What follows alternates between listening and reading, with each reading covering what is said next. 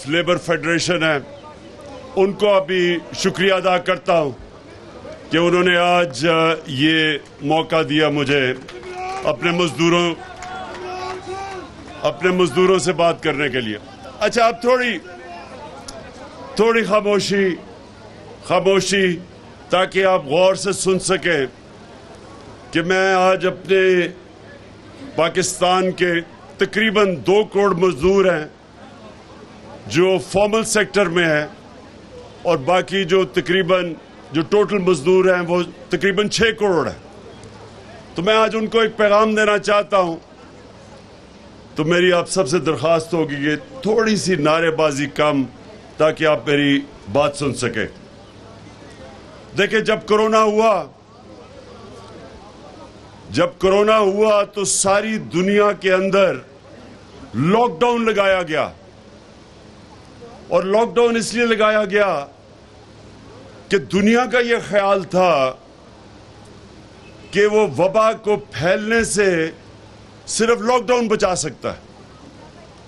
आपको पता है कि यूरोप के अंदर चाइना का जो वुहान शहर था, उधर सारी जगह लॉकडाउन लग गया,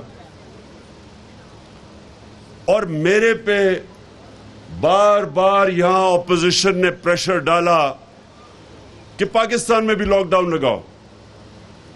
और अभी भी मेरी स्टेटमेंट्स होंगी, आप मीडिया पे आके देखें कि जब मैं प्राइम मिनिस्टर था, मैं बार बार एक चीज कही कि अगर मैं सारा मुल्क को लॉकडाउन करूंगा तो मुझे सिर्फ एक सवाल का जवाब दो कि दिहाड़ीदार का क्या बनेगा, जो सारा दिन मेहनत करके अपने बच्चों का पेट पालता है। जब आप लॉकडाउन कर देंगे तो उसकी तो दिहाड़ी गई, तो वो अपने बच्चों को कैसे पालेगा, अपने घर वालों को किस तरह पैसा लेके आएगा। मैंने सारी ऑपोजिशन वालों से पूछा तब, क्योंकि जब वो सबसे ज्यादा प्रेशर मेरे पे डाल रहे थे लॉकडाउन का, और मैं एक दफा उनसे जवाब नहीं सुना कि उनका क्या बनेगा। और मेरा ये मेरा ईमान है कि इनको फिक्र ही नहीं है इस तबके की। कभी इन्होंने मुझे नहीं बताया कि वो कैसे गुजारा करेंगे।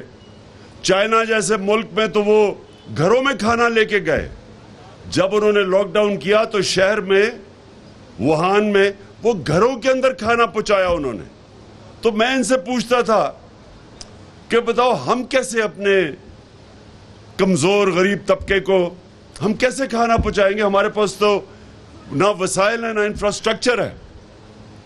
एक दफा इन्होंने इस सवाल का जवाब नहीं दिया, बल्कि मुझे ये ऐसी इन्होंने स्टेटमेंट्स दी कि इमरान खान के ऊपर FIR काटनी चाहिए, ये लॉकडाउन नहीं लगा रहा, जो मरेगा वबा से वो इमरान खान की जिम्मेदारी। लेकिन अल्लाह का करम है, आज सारी दुनिया इस चीज को मानती है कि वो 5 मुल्क जिन्होंने सबसे बेहतरीन तरीके से अपने मुल्क को वबा से भी बचाया, अपने गरीबों को भी बचाया, अपने मुल्क की माइशत को भी बचाया, उन 5 मुल्क में से पाकिस्तान एक था।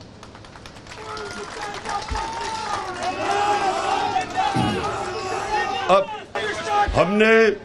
हमने किया क्या? हमने सबसे पहले लॉकडाउन पूरी तरह नहीं लगाया, हिंदुस्तान में नरेंद्र मोदी ने लगाया, और वहां उनकी जो दौलत में जो इजाफा हो रहा था वो -7% पे चला गया। बेरोजगारी बढ़ गई, गुर्बत बढ़ी वहां। हमने अपने मुल्क में स्मार्ट लॉकडाउन लगाई, यानी कि थोड़ी थोड़ी जगह पे लगाए, लेकिन हमने ना कंस्ट्रक्शन सेक्टर को बंद होने दिया जो रोजगार देता था लोगों को, ना हमने अपनी ज़राअत को मुतासर होने दिया, और ना हमने अपनी इंडस्ट्री को रोका। हमारा टेक्सटाइल सेक्टर, जब दुनिया में लॉकडाउन हुआ था तो हमने अपनी इंडस्ट्री को चलने दिया, जिसकी वजह से हमारी एक्सपोर्ट्स बढ़ी। जिसकी वजह से अल्लाह ने खास करम किया इस मुल्क पे कि आखिरी 2 सालों में 5.6% और दूसरे आखिरी साल में 6% मुल्क की दौलत में इजाफा हुआ, जीडीपी ग्रोथ रेट हुई। और हमने पैसे दिए, जो अभी बात की गई कि हमने 12,000 रुपए 1.5 करोड़ खानदानों को पहुंचाया, क्योंकि हमें पता था निचले तबके में सबसे ज्यादा मुश्किलात का सामना करना पड़ रहा है। और सिर्फ यही नहीं किया, हमने मदद की, हमने इंडस्ट्री को पैसा दिया कि अपनी फैक्ट्रियां ना बंद करें, बेरोजगारी ना करें। हमने अपने निचले तबके को जो मैनेज किया, दुनिया ने इसको माना, हमारे एहसास प्रोग्राम को दुनिया मानी। और वो जो मुश्किल वक्त था, 1 सदी में एक दफा इतनी बड़ा दुनिया में बुरहान आता है, क्राइसिस आता है, उसको जिस हुकूमत को कहते थे अहल नहीं है, उसने सबसे ज्यादा अहलियत दुनिया के 190 मुल्कों में से वो 5 मुल्क थे जिनसे सबसे बेहतरीन तरीके से अपनी अवाम को बचाया, अपने गरीबों को बचाया, अपनी इंडस्ट्री बचाई, माइशत बचाई। और मैं ये बड़े फख्र से कहता हूं कि हमने सिर्फ ये नहीं किया। मैं हमेशा देखता था कि सर्दियों की इंतहा जब होती थी तो मजदूर सड़कों पे सोए होते थे, फुटपाथ पे सोए होते थे। हमने पहली हुकूमत पाकिस्तान की तारीख में जिसने फैसला किया कि हम पनाहगाह बनाएं, और यह खास मजदूरों के लिए था कि जो बाहर से पैसे दिहाड़ी करने आते थे, शहरों में पैसा मजदूरी करने आते थे, उनके लिए पनाहगाह बनाई। पनाहगाह के अंदर उनको वो सो सकते थे, वो नहा सकते थे, उनको खाना मिलता था सुबह का और रात का, ताकि वो जो भी अपनी दिहाड़ी कमाए वो अपने बच्चों को भेज सके, अपने खानदानों को भेज सके।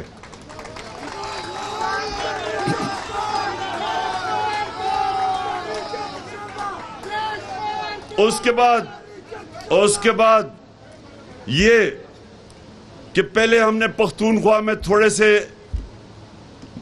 एक निचले तबके को सिर्फ हमने शुरू की सेहत कार्ड देना, फिर हमने सारे पख्तूनख्वा में, सारे पंजाब में, सारे गिलगित बल्तिस्तान में, आज़ाद कश्मीर में, जिधर जिधर हमारी गवर्नमेंट्स थी, हमने सारी गवर्नमेंट्स को हेल्थ इंश्योरेंस यानी सेहत कार्ड दिया कि हर खानदान के पास 10 लाख रुपए की हेल्थ इंश्योरेंस हो।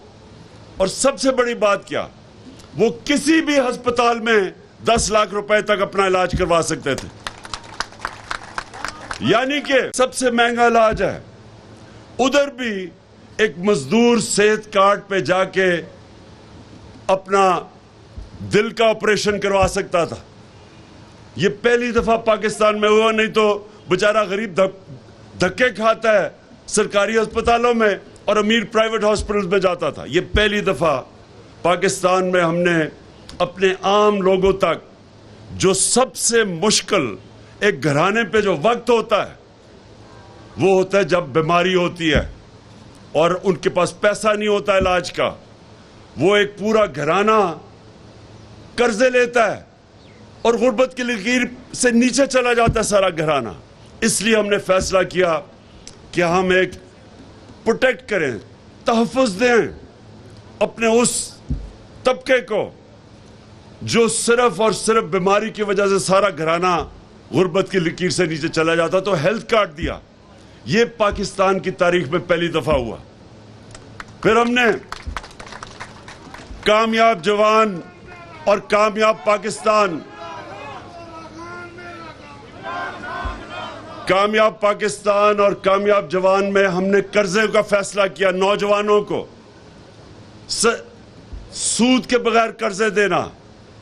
हमने पहले नीचे से शुरू कर रहे थे, 25 लाख खानदानों को जिनको हम सूद के बगैर कर्जे शहर में ताकि अपनी दुकान या कारोबार शुरू कर सके, किसानों को दिया ताकि वो अपनी जमीन पे लगा सके, क्योंकि किसानों को, छोटे किसान को सबसे मुश्किल होता है, उसको वो बड़े सूद के ऊपर कर्जे लेता है।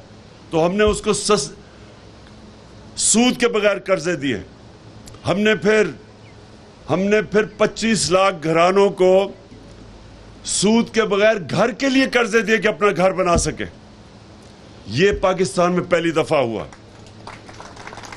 लेकिन जो सबसे ज्यादा आज आप सबके लिए कि मैं सिर्फ बताना चाहता हूं कि एक हुकूमत जो आई थी सिर्फ अपने लोगों के लिए, जिसका जीना मरना, जिसके लीडर का जीना मरना पाकिस्तान में है, उसमें क्या फर्क है? और इन पिछले 30 सालों में जो दो खानदानों ने इसके ऊपर हुकूमत की है, जो अब इकट्ठे हो गए हैं, पहले एक दूसरे के खिलाफ लड़ते थे, एक दूसरे को चोर कहते थे, एक दूसरे के ऊपर केसेस बनाते थे चोरी के, आज वो सारे चोर इकट्ठे हो गए हैं। फर्क क्या है? इनके लीडरान के पैसे, जायदाद, बिजनेस, छुट्टियां, इलाज मुल्क से बाहर है।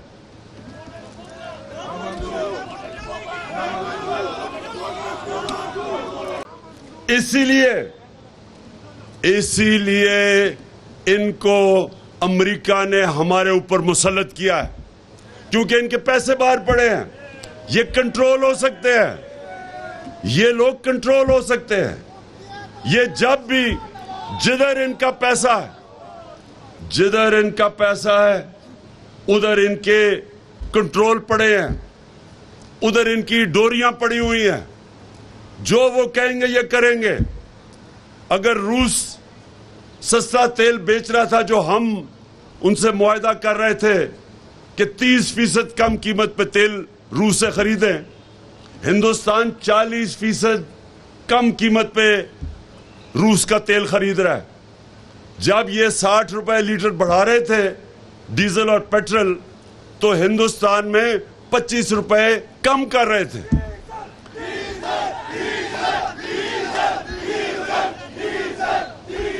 हाँ, सुने जरा, अब मैं फर्क आपको बताता हूं। जो हुकूमत आई थी आपके लिए और जो हुकूमत आई थी अपने करप्शन के केसेस खत्म करने में, उसमें क्या फर्क है?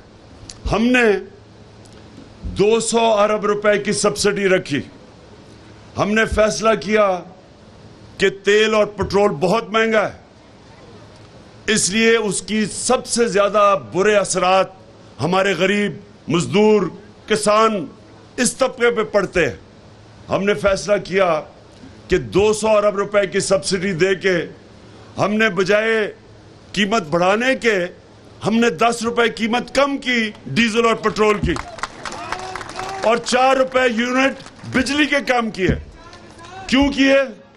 हमारे पे भी प्रेशर था, IMF का हमारे पे भी प्रेशर था, लेकिन हमने फैसला किया कि हम अपने लोगों के ऊपर मजीद और बोझ नहीं डाल सकते। हमने बचाया लोगों को। इन्होंने महंगाई मार्च की कि जी लोगों के ऊपर महंगाई से लोग डूब रहे हैं, इन्होंने माशी कत्ल कर दिया लोगों का। महंगाई मार्च हर रोज टीवी के ऊपर कि जी महंगाई और हुकूमत को हटाना चाहिए महंगाई के ऊपर। और आज देखें, 2 महीने हुए इनको आए, इन्होंने 2 महीने में हमारे 3.5 साल से ज्यादा महंगाई कर दी है। बल्कि पाकिस्तान की तारीख में इतनी महंगाई नहीं हुई जितनी इन्होंने की है। इनकी स्टेटमेंट्स देखें, अब तो सोशल मीडिया है, आप अपने मोबाइल पे 3 महीने पहले ये क्या कह रहे थे कि इमरान खान को तेल की कीमत नहीं बढ़ानी चाहिए, पेट्रोल और फजल रहमान की कीमत नहीं बढ़ानी चाहिए। ये सिर्फ 3 महीने पहले कह रहे थे।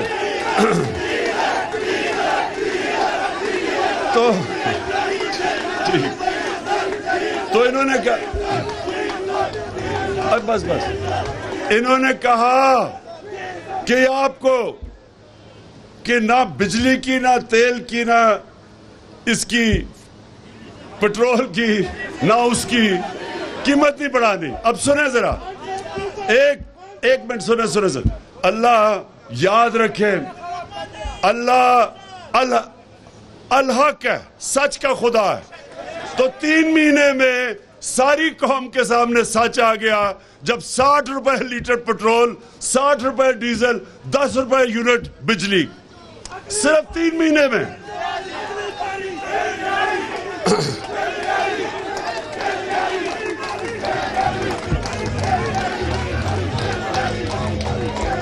सुनो सुनो सुनो, और अभी यही नहीं, सिर्फ अभी ये सिर्फ डीजल, पेट्रोल और बिजली नहीं बढ़ी, अभी मजीद और बढ़नी है। इनका वो जो फाइनेंस मिनिस्टर है उसने आगे कहा जी अभी कौम को कि अभी इसके इम्तिहान और भी हैं, अभी और महंगाई आपके ऊपर आने वाली है। सिर्फ वो ही नहीं बढ़ी, घी की कीमत किधर गई है?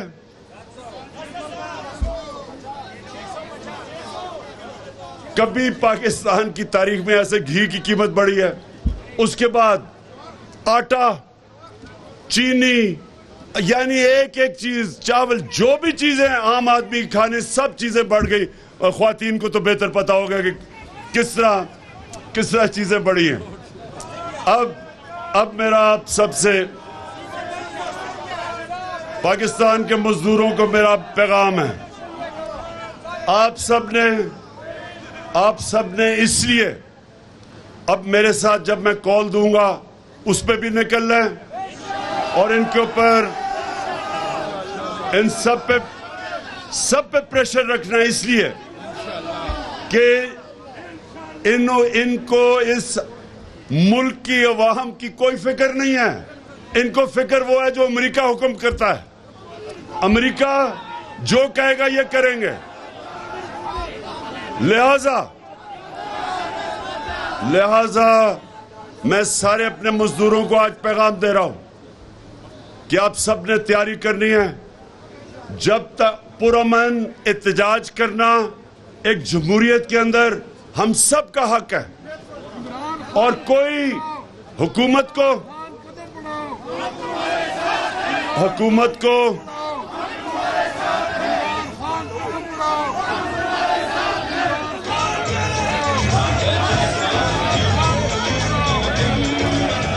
तो दो चीजें आखिर में जरा सुने, दो चीजें।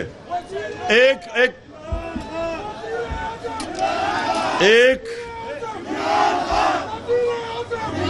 कि आपने अपने हकूक के लिए आपने सब ने पुरअमन एहतजाज की मेरे साथ तैयारी करनी है।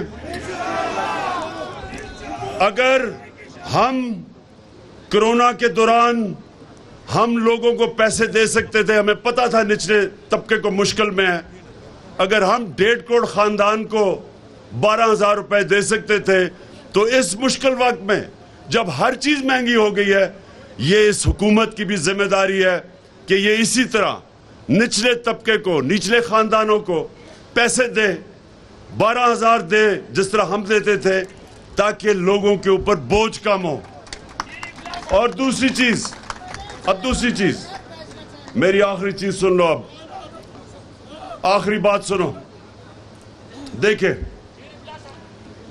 ये जो हमारे ऊपर चोरों के टोले को हमारे ऊपर मुसल्लत किया है अमेरिका ने, और यहां से जो साजिश हुई है, ये अब समझ जाए कि ये रह गए तो सबसे पहले तो जमहूरियत खत्म, क्योंकि अगर पार्लियामेंट के अंदर ऑपोजिशन लीडर राजा रियाज होगा तो इसका मतलब पार्लियामेंट खत्म है। जो लोटा अगर वो ऑपोजिशन लीडर है जो नून लीग पे टिकट पे लड़ेगा, इसका मतलब जमहूरियत खत्म। क्योंकि FIA के ऊपर शहबाज शरीफ खुद आके बैठ गया। जिस तरह मैंने कहा कि बिल्ले को बैठा दिया दूध की हिफाजत करने के लिए, इसने आते साथ ही अपने सारे केसेस खत्म किए। 16 अरब रुपए के केसेस है इसके ऊपर, जिसमें इन्होंने इनके होते हुए डॉक्टर रिजवान जो इन्वेस्टिगेट कर रहा था, पहले वो मरा हार्ट अटैक से। उसके बाद जो नदीम था इन्वेस्टिगेटिंग ऑफिसर, उसको हार्ट अटैक हुआ। फिर फिर गुलजार मरा जो इनकी नौकरी करता था, जिसके अकाउंट में पैसा आया, वो हार्ट अटैक से मरा। और चौथा मकसूद चपड़ासी, 50 साल की भी उम्र नहीं थी, वो दुबई में हार्ट अटैक से मरा है। ये ऐसे ही है जैसे हमेशा एलडीए का रिकॉर्ड जलता था। ये पहले चोरी करते थे, फिर एलडीए का रिकॉर्ड जलाते थे। ये इसी तरह ये एफआईए के अंदर भी अपना रिकॉर्ड साफ कर रहे हैं। नैब के ऊपर बैठ गया, सारे चोरों ने अरबों रुपए की जो चोरी की थी, नैब खत्म। उसके बाद पुलिस का ये हाल है कि हमारे जमाने में कोई बताया हमने किसी के ऊपर झूठा केस किया हो। जब से इन्होंने संभाला है, पुलिस को इस्तेमाल कर रहे हैं लोगों के ऊपर झूठे केसेस, झूठी एफआईआर। मेरे ऊपर कोई 8 एफआईआर है, सारे हमारे लोगों के ऊपर उन्होंने केसेस किए हैं। हमारे दौर में कब हमने कभी किसी, इन्होंने लॉन्ग मार्च की। मैंने तो जब ये बिलावल ने कम पे टांगने वाली मार्च की, और उससे पहले फजलुर रहमान ने 2 दफा लॉन्ग मार्च की, मैंने खुद कहा कि मैं आपको खाना भी भिजवाऊंगा, कंटेनर भी दे दूंगा। हमने कभी कोई कंटेनर रखा, ना इनका रास्ता रोका, ना इनको पकड़ धकड़ की। इन्होंने सहाफियों के ऊपर जो कर रहे हैं, आज जो सहाफत की आजादी है वो खतरे में है। एफआईआर काटी जा रही हैं। वो सहाफी जो सच बोलते हैं उनको भगाया हुआ है, उनकी नौकरियां खत्म की जा रही हैं। हमारे जमाने में हम फेक न्यूज की बात करते थे, यहां ये मुंह बंद कर रहे हैं सहाफत का। फिर मीडिया हाउसेस को पैगाम जा रहे हैं कि तहरीक इंसाफ की कवरेज ना करो। और फिर जो ब्यूरोक्रेसी है उसमें करप्ट लोगों को ऊपर लेके आ रहे हैं। तो ये जब से इख्तिदार में आए हैं, ये सारे पाकिस्तान का निजाम तबाह कर रहे हैं, इंसाफ का निजाम तबाह कर रहे हैं। और अगर ये रह गए, ये वो नुकसान करेंगे इस मुल्क को। अगर ये रह गए, ये मुल्क को वो नुकसान करेंगे, कोई दुश्मन नहीं कर सकता कि मुल्क के जब सारे इदारों को ये तबाह करेंगे। अपनी करप्शन बचाने के लिए इलेक्शन कमीशन तबाह कर रहे हैं। इलेक्शन कमीशन को इलेक्शन रिग करके, धांधली करके अपने आप को मुसल्लत करना, कोई भी पाकिस्तान का इदारा ये नहीं छोड़ेंगे। और मुल्क जब तबाह होता है, सिर्फ यही नहीं होता कि उसके पैसे चोरी होते, जब इदारे तबाह होते मुल्क तबाह हो जाता है। तो मजदूरों तैयार हो जाओ, मैं आपको कॉल दूंगा और इंशाअल्लाह पाकिस्तान की तारीख का सबसे बड़ा एहतजाज करेंगे इनके खिलाफ।